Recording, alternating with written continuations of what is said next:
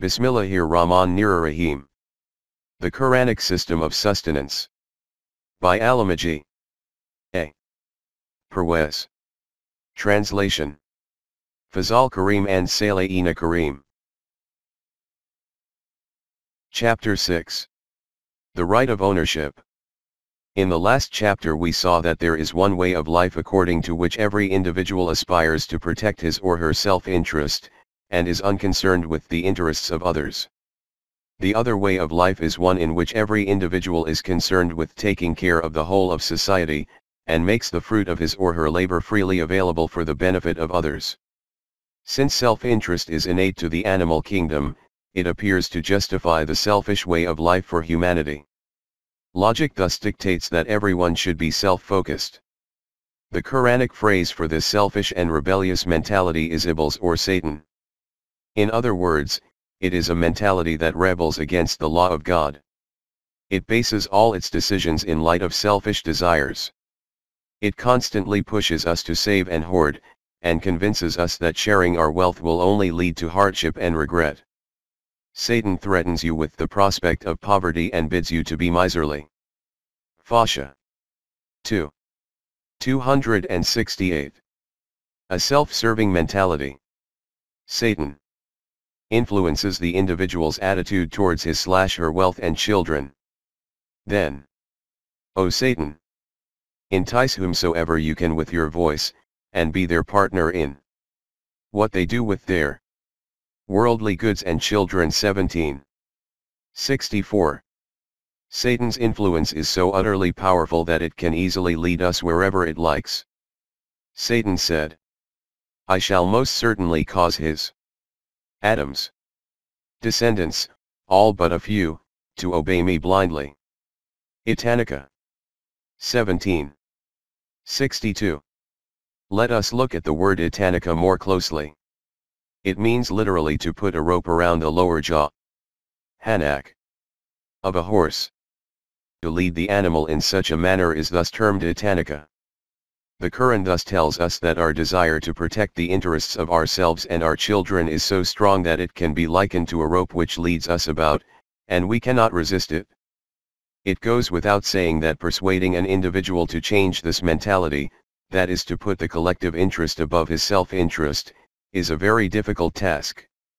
It is so difficult in fact, that the Quran has likened it to taking a path up a steep and treacherous mountain. But he would not try to ascend a steep uphill road. 90. 11. Human intellect justifies its refusal to abandon the selfish mentality with the argument that every person has a different capacity to earn. And so whoever earns more should have the right to own what he earns. In fact, it is considered an injustice to take the earnings of one person and give them to others. Making someone hand over £16 out of the £20 that he has earned in a day, leaving him with only £4 is surely unfair. Of course, if he does so voluntarily, that is another matter. At any rate, it is his money and he has the right to dispose of it as he wishes. Capital worship, reasoning. If we look closely, we will see that the structure of self-interest and capitalism is based on this understanding of ownership. The Quran has referred to Qarun, Korah, the Jewish major magnate who lived during Moses' time, as the symbol of capitalism. When he was asked how on earth he justified keeping and hoarding so much wealth when the people around him were starving to death, his response was, "This wealth has been given to me only by virtue of the knowledge. That is business acumen I possess." 28. 78. He meant of course that no one had the right to tell him to give up what he had rightfully made for himself utilizing his own talents. The Quran tells us that all self-serving people and wealthy classes have operated on the same reasoning throughout the ages, and that it is the root of all chaos and conflict. When we grant him affluence by our grace, he says to himself, I have been given this by virtue of my own wisdom. 39. 49. See also 40. 83 and 41. 50. The Quran provides an analysis of their argument and also reveals its fallacy.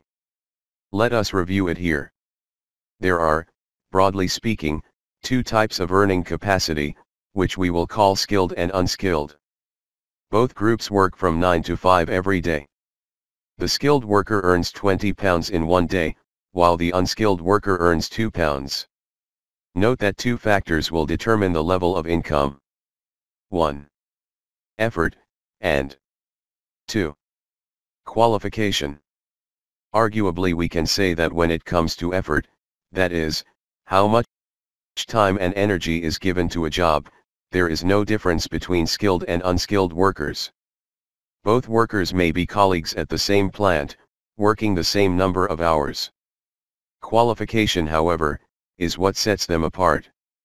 Since the skilled worker is deemed more highly qualified than the other.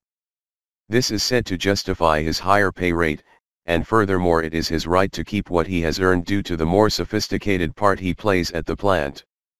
Subsequently he is able to acquire more capital, and invest it in real estate, business, etc.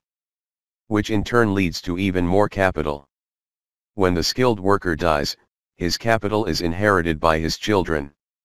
The next generation has no need to acquire skills or indeed to work, as they already have all the money they need. And more. As well as having the means to increase it even more via investments. The Quran tells us that we should consider the following. 1. Intelligence. Qualifications or business acumen. 2. Property and business acquired from existing. Earned and saved. Capital. Next we should ask ourselves how much of these we rightfully own. Intelligence. We know that the individual's level of intelligence is determined by a number of factors. Nature. That is any intelligence or God-given talents that might be genetically determined. Social environment. Education. Opportunities to hone our existing skills and talents. All of the above factors can be summed up by saying that where we are born ultimately has a bearing on our individual intelligence. Which of these is in our control? Which of these directly involves our own effort or contribution? If someone has an innate talent, in fact it is granted to him by the Almighty. 128 If we happen to be brought up in a good social environment, we cannot say that this is in our control any more than we could if our social environment was detrimental to our intellectual development. Likewise, we cannot control the kind of schooling we get. The schools in our area might be poor, or indeed there might be no schools at all. Property and business acquired from existing capital. Now we turn our attention to investments. Oil, land, property, industry. That we make with existing capital, which then enable us to acquire even more. Every one of these investments ultimately has a connection to the land, that is the resources of the earth. This is why the Quran has used the term ars. Lit. Earth. For economic life, since every resource comes from the earth. The Quran asks, do humans contribute in any way to the creation of the earth and the natural processes that produce its resources, such as water, heat, light, air, minerals, etc.? Do humans truly do anything to justify a claim to owning these resources? The Quran makes this fundamental point in the following words. Have you ever considered the seed which you cast upon the soil? 56. 63. The fact is that all we really do is prepare the field and plant the seed.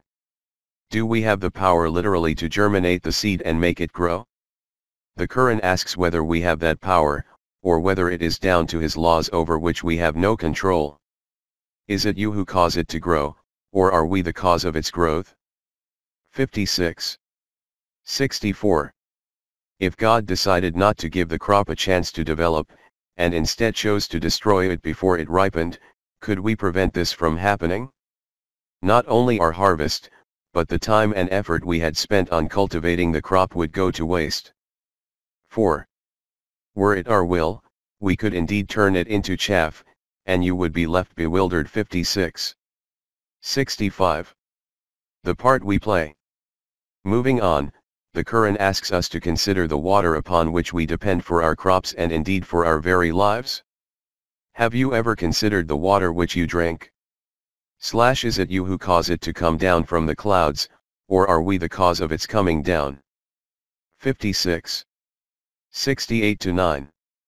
The Quran also alludes to the water cycle, and the fact that sea water evaporates and comes down again as fresh water, free of salt. If the salt remained in the water, could we do anything about it?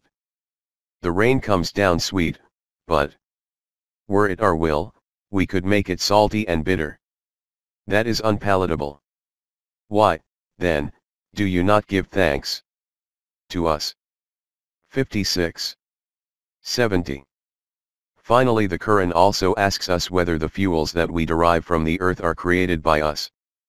Have you ever considered the fire which you kindle?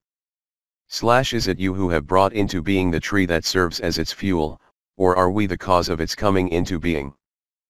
56. 71-2. The Quran challenges us by asking how much of a part we really play in creating these resources, compared with the part that the universal process of Rububiyyah plays. Everything owes its existence to divine law. The only part that humans play is their effort in procuring natural resources. The rest is down to God. We can liken this to a business partnership in which humans are the workers, and God is the provider of capital and resources. Therefore it is only natural that humans should keep a share of what they earn, and God should also have his share. However, God tells us that his share is being put aside as a trust fund which will benefit humanity, and so it is our duty to contribute to it. All this is a means to remind you that none of these resources are created by you, and a comfort for all who are lost and hungry in the wilderness of their lives. 56. 73. To reiterate, God tells us in the above verse that he has set aside this trust for those who are hungry and lost, that is the deprived sections of society. Thus we must constantly contribute towards it. Extol, then, through your work and deeds, the limitless glory of your Sustainer''s mighty name. 56. 74. Similarly, the Quran asks us to consider the food we eat in terms of the part we play in producing it, versus the part that divine law plays. It explains that in accordance with the universal law of sustenance, rain comes down and the earth opens up, allowing a shoot to come up and develop into a fully grown plant. We get a variety of fruit and vegetables, lush vegetation for other uses, and of course a source of nutrition for every living creature including our livestock. 80. 24-32. And fruits and herbage, for you and for your animals to enjoy. 80. 31-2. See also 36. 35, 23. 18-21, 14. 25. Elsewhere the Quran tells us that God has spread the earth. That is, the land is broken up into continents with the movement of tectonic plates, and has placed mountains throughout it. Mountains being the result of land masses gradually coming together. This setup, says the Quran, has allowed for farming and water systems, including natural and man-made forms of irrigation. Streams and rivers that always have their source on mountains and other highland, dams, and canals. This in turn creates an abundance of foliage and greenery. The Quran tells us that if we ponder over all of this, we will find that it provides an insight into the process of Rububiyyah and also serves as an ample reminder of this. 50. 7-9. From water we thus obtain all our food and a means of sustenance. And we send down water from the skies, rich in blessings, and with it cause gardens to grow, and fields of grain, and tall palm trees with their thickly clustered dates, as sustenance apportioned to humanity. 50. 10-11. After this the Quran again asks us, who is behind all these means of sustenance and provision of livelihood? If he were to withhold the means of sustenance, would we have either the power or the means to obtain our sustenance another way? Or is there any that could provide you with sustenance if he should withhold his provision from you? 67. 21. For example, If the earth's water were to disappear underground and fresh water failed to evaporate from the sea, thus cutting off our entire supply, what could we do about it? Say. To those who deny the truth. What do you think? If all of a sudden all your water were to vanish underground, who but God could provide you with water from fresh springs? 67. 30. It is clear therefore that he spreads the earth, and gathers the clouds, bringing us fresh water, the element of life. In so doing, he provides us with all that we need for our subsistence. God is the one who has made the earth a resting place for you and the sky a canopy, and has sent down water from the sky and thereby brought forth fruits for your sustenance too. 22. God is responsible for all of this. But instead of utilizing the resources he provides in harmony with his law of sustenance, we invent our own concepts of law and mismanage our resources accordingly. Do not, then, claim that there is any power that could rival God, when you know that he is one. 2. 22. Our allotted share. Clearly then we are only entitled to our share based on the effort that we put in. The rest belongs to God. He has provided you with various fruit-bearing trees as well as other trees and plants, so eat of their fruit when it comes to fruition, and give the poor, in accordance with his decree, their due on harvest day. 6. 141. Another verse in the Quran reminds us, by way of an environmental message, that the earthly resources we take for granted are not provided solely for our own benefit, but exist to sustain all life on earth as well. And he has provided a means of livelihood for you, O humanity, as well as for all other living creatures, whose sustenance does not depend on you. 15. 20. And the earth has he spread out for all living beings. 55. 10. In addition, the Quran tells us that God has created a law of balance. Mizan, lit. Scale. Thus we are told to keep this balance in mind by striving to retain justice and to not wrongfully deprive anyone, or indeed anything, of their due right.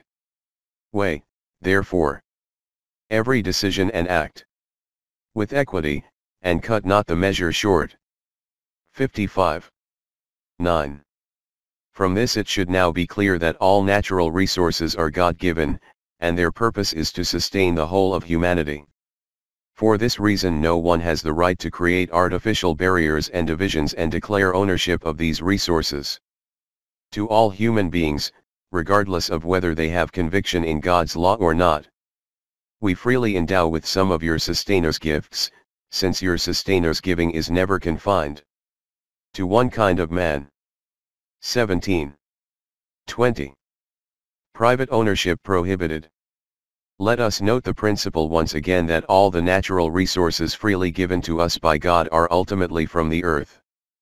For this reason the Quran states with respect to earth that it should be left open for the benefit of humanity.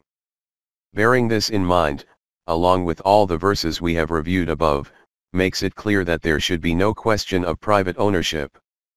Say, O Messenger, would you indeed deny him who has created the earth in 2 eons? And do you claim that there is any power that could rival him, the sustainer of the worlds? Rabbi el-Alamin. 41. 9. In addition the Quran states, for he, after creating the earth, placed firm mountains on it, towering above its surface, and bestowed so many blessings on it, and equitably apportioned its means of subsistence to all who would seek it. And all this he created in 4 eons. 41. 10. See also 15. 19 to 20, 76. 30 to 31. The earth is thus the medium for the production of all means of subsistence, which are provided freely for the benefit of humanity. It is human beings that have created artificial borders and divisions by way of declaring their ownership of various resources. This is obviously a rebellion against the Almighty and His divine law of sustenance. In light of the fact that all natural resources are made freely available by God with no expectation of anything in return, the concept of private ownership is a complete falsehood. Wind, water, light, heat, and the earth, all of which exist for our sustenance and are freely given by God, should actually be left equally open for all human beings. Earning capacity. To return to our earlier discussion, there are three factors that affect earning capacity. We will omit pre-existing or saved capital from our discussion, as this counts as a surplus of earnings that have either been hoarded or inherited, and thus cannot be considered a direct factor. 1. Effort. 2. Intelligence, talent or skill. 3. Means of production. Raw natural resources. Now let us review each of these in turn. Effort. Effort refers to our sense of determination or resoluteness. In practice it means the amount of time and energy we give to our job, and it is based entirely on our willpower. Under this category we might broadly identify three types of people. I. Those who always do their utmost to complete a task and work hard. 2. Those who, despite having the capability, are simply too lazy to work. 3. Those who, either due to disability or by virtue of illness or an accident, are incapable of working. Obviously all those in the first group will be equal as far as effort is concerned. That is, the same rule applies to them all. The harder they work, the more they will earn.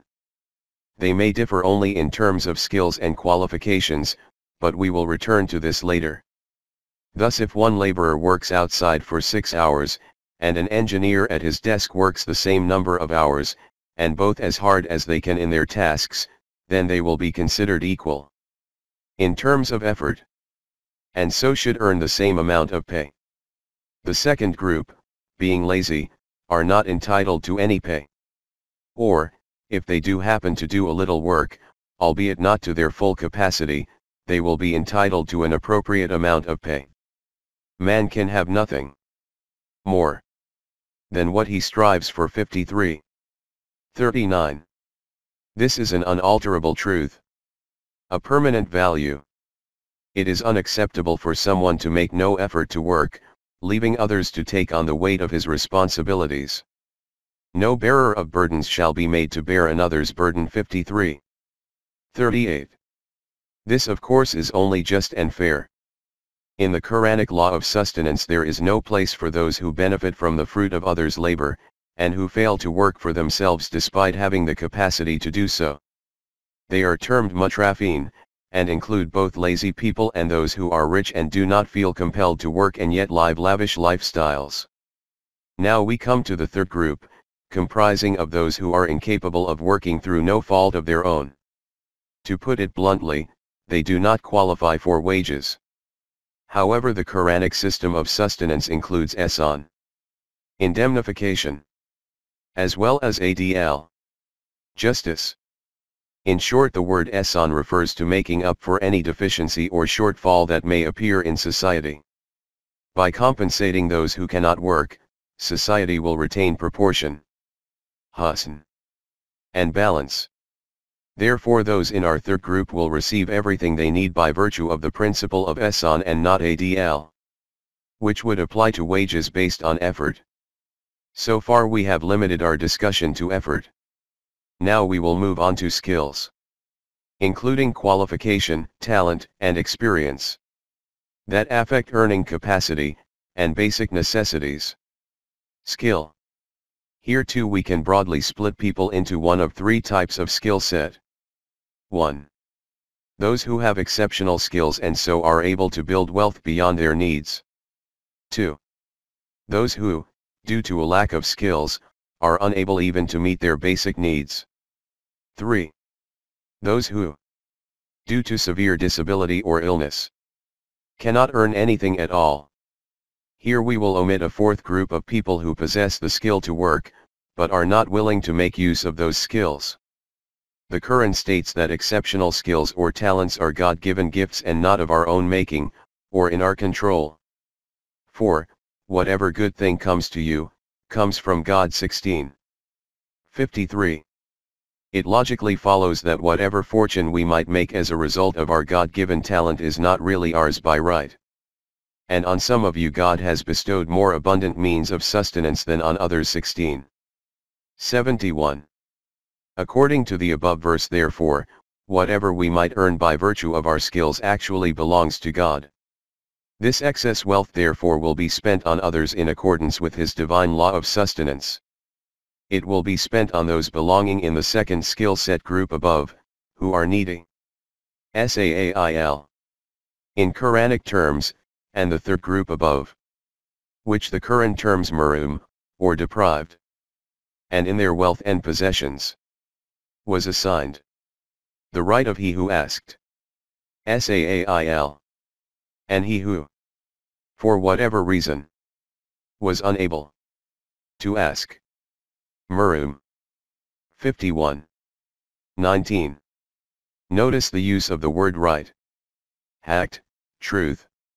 In the above verse, these deprived and needy people have a right to have a share from out of others' wealth, that is, they are entitled to it, and therefore this is not charity. As we have already mentioned, generated wealth actually belongs to God, and He has allocated it specifically to those who are Sail and maroom. Means of production. We have already noted that every resource on earth is given freely to us by God. There is no question therefore of any human claiming a sole right to these resources. This is why the Quran asks us why we are not leaving all resources open for the benefit of everybody, when these all belong to God. And why should you not spend freely in the cause of God, seeing that God's alone is the heritage of the heavens and the earth? 57:10. Now let us return to the issue raised at the beginning of this chapter. Those with a greater capacity to earn tend to claim sole ownership of their accumulated wealth because, according to their logic, they have made this wealth using their own skills and talents. Since they then use the same wealth to purchase real estate and business, they claim ownership of the wealth generated from these investments as well. As we have already mentioned, this argument forms the very basis of capitalism. If we review this argument in light of the Quran, the reality of the situation quickly becomes clear. Why the difference in earning capacity? Here a question arises. If an individual with a high earning capacity is not the master of own his surplus wealth by right, then why does earning capacity vary so much in human beings? Why has God not granted every individual the same skills and capabilities, thereby avoiding the problem of economic inequity in human society? The Quran of course answers this question as well. We have already noted that in the animal kingdom there is generally no variance in skill within the members of any given species. For example, all deer have the same skills, because they have no concept of competing by hoarding and thus never face issues such as socio-economic inequity. However, we should also note that aside from living and dying, they have no purpose in life. At most they live long enough to breed. Intellectually speaking, they are born and die in the same state. That is, they do not improve their level of intellect. They are incapable of innovation. They cannot change the world. However, God has given human beings creative faculties. An individual comes into the world and by utilizing his creative faculties he or she can literally change the world. This being made of mere clay is able to produce art, culture, architecture, and music. Humanity takes the raw materials of nature and creates a new world for himself. Note, however, that this creative process continuously presents us with challenges. When we undertake a task, the first stage involves planning, which requires intellectual effort. The next stage is to execute that plan, which requires physical effort. If the world's people had exactly the same skill set, then a division of labor would become impossible. It is for this reason that we find a variation in skills amongst human beings. It is we who distribute their means of livelihood among them in the life of this world, and raise some of them by degrees above others, to the end that they might benefit from one another's help. 43:32. In short, God has granted all people different abilities so that a variety of skills can be utilized as and when they are needed. The Quran thus tells us that differences in skill and talent exist solely for the division of labor and to provide different creative opportunities. This fact is accepted amongst our thinkers as well. Mumford writes, "The human community, as Aristotle observed, is an association of people who need each other. And they need each other for two reasons. Spiritually, in order to find themselves in the full dimensions of the group. Practically, to take advantage of their differences." Similarly, Mason writes, "Indeed, inequality, that is differences in skill and talent, leads to versatility among humanity at large, whereby creative activity is stimulated and creative freedom is extended to wider fields of attainment." But this should not be taken to mean that the Quran agrees with either the Platonian idea that human beings should be permanently divided into classes, or the Hindu idea that every person is divided into different castes by birth. The Quran is in fact totally opposed to such ideas. It actually states that every human being is equal at birth, and so they should receive equal opportunities in their education and upbringing. This in fact is the very essence of Rububiyyah. Thereafter, every individual should be entitled to be employed in lines of work that are best suited to his abilities and interests. If we must use the word class or hierarchy, then it must only ever be understood in terms of the division of labor, and nothing more. Our birth and background therefore is irrelevant. No man will become a laborer just because his father was a laborer. And no man will be an engineer just because his father was an engineer. Both are treated as the children of Adam. The Quran affords them equal opportunities in training and education. If a laborer's son has the right skills and intellectual capacity, he can become an engineer, and if an engineer's son proves to have better physical capability than intellectual capability, he will find employment better suited to his talents. A society will self-destruct when there is inequity, not due to differences in physical or mental abilities, but because of a lack of equal opportunities. According to Mason, mankind subconsciously understands liberty is not endangered by inequalities when different fields exist for creative development, commensurate with varying degrees of competence or desire. It is not inequality of ability, but inequality of opportunity to express one's ability in the form of creative activity at a stimulating exchange value that causes economic discontent. The Quran does not accept the concept of division into classes. It treats everyone as a child of Adam and gives them equal opportunities, in order to unlock and develop the hidden potential of every individual. But this is only possible in a society that has established a system of sustenance. Why the difference in individual talent? There is no doubt that when every individual is equally receiving the best in education and training, then his intellectual capability will increase.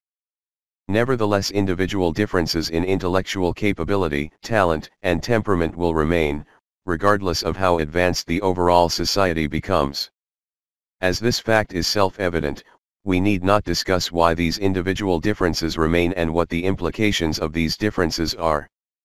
Suffice it to say that the modern academic world has done much research on this topic, and continues to do so today. Neurological researchers say that individual intellectual difference is dependent on the structure of the brain.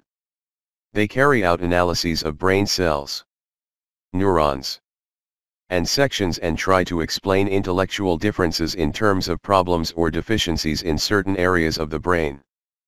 But such research is still relatively new and much work has yet to be done. Ouspensky meanwhile has said that neurons are not ultimately composed of the material.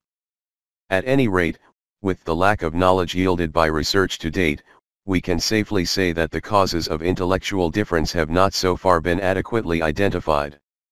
In fact, it doesn't even matter how intellectually advanced humanity becomes as a whole, for individual differences will always remain. The Quran states that our fundamental error is connecting intellectual difference to economic division. Even though the actual purpose of intellectual difference is solely to allow for the division of labor which is essential for the creative process. This colossal error in human thought is responsible for all the evil that has turned our earth into a veritable hell. Our folly is in holding fast to this idea regardless of the consequences.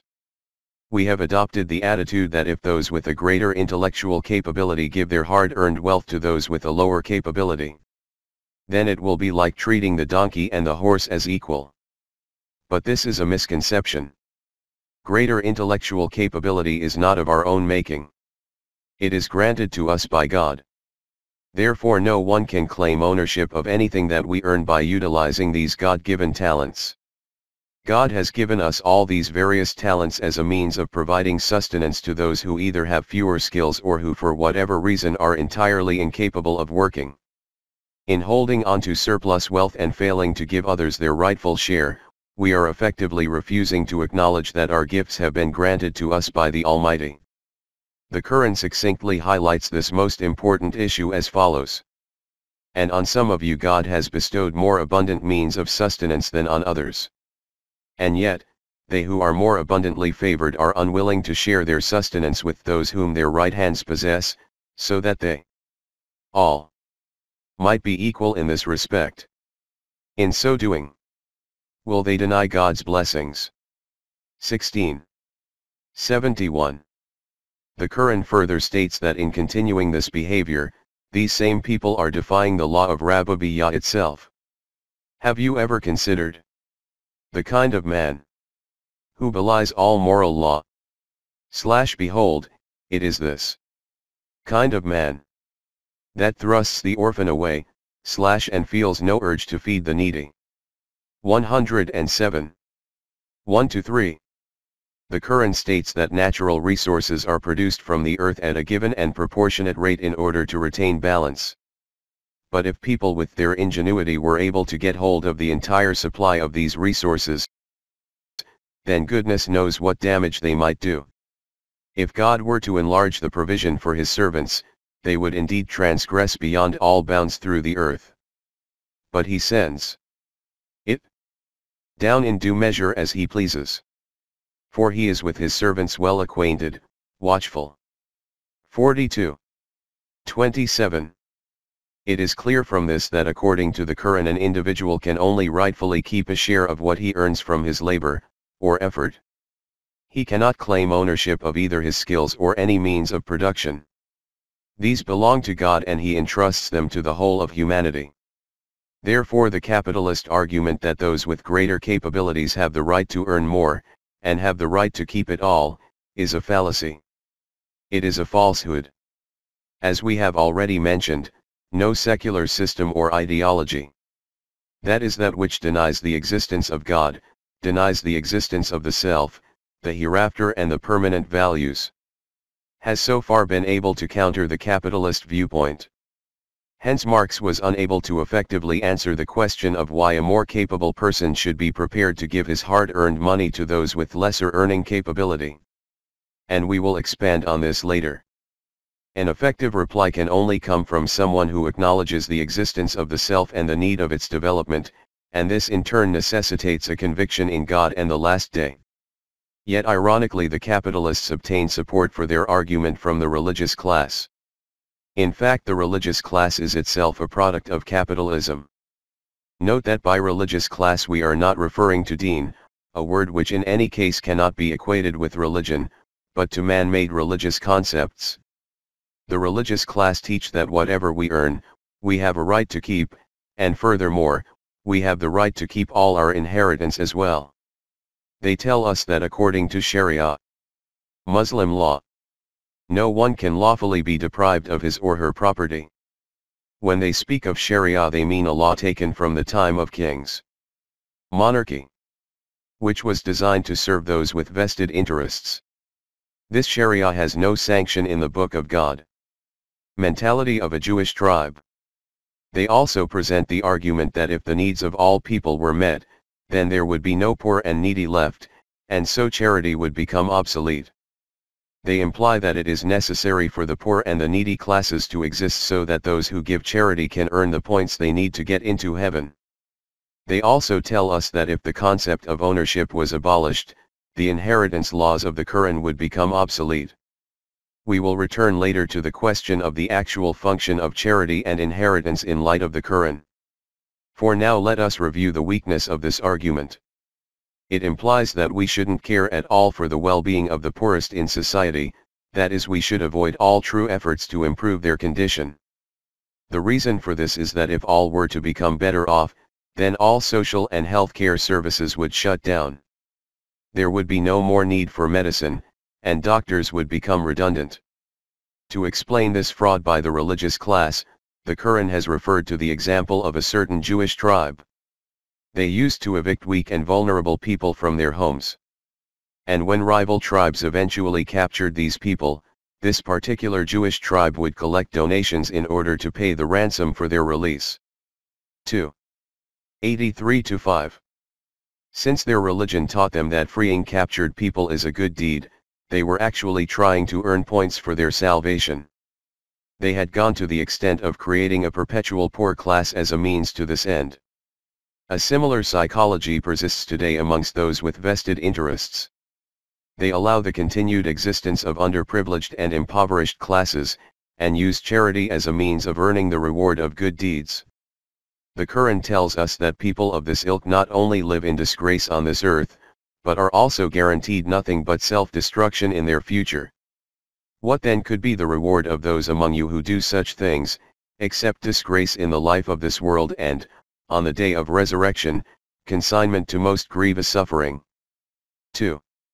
85. Today's Muslims are in much the same state. Aside from all that we have discussed in this chapter, we must also bear the following in mind. A mu'min in the Quran is someone with full conviction. Iman. In the purpose of life. Every individual is to work as hard as he can within his or her capacity, to keep only what he needs out of his wages, and to leave the rest open for the benefit of society. In short, the individual places collective interest above self-interest. Therefore the question of whether or not an individual can claim ownership of wealth and estate is irrelevant in the eyes of a group of believers. Jama'ati Mu'minin. As far as this group is concerned, all resources and surplus produce belongs to God, and thus is to be distributed to the underprivileged and impoverished sections of society as a matter of human right. Hence we find that with Quranic guidance, this most difficult issue of ownership is easily resolved.